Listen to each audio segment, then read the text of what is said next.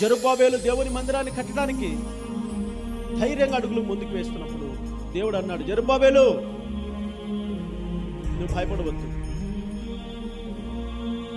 నిన్ను ఎవరైనా ఎదిరిస్తే, నీకు ఎవరైనా అడ్డొస్తే వారు ఏమైపోతారంట? చదును భూమి. పర్వతం లాంటి వ్యక్తులు, శక్తులు, అధికారులు నీ ప్రయత్నాన్ని అడ్డుకోవాలని అనుకుంటే నేను చెప్తున్నాను, ముందుకు వెళ్ళు. వారు ఏమైపోతారంటే పర్వతాలు చదును భూమి అయిపోతాయి.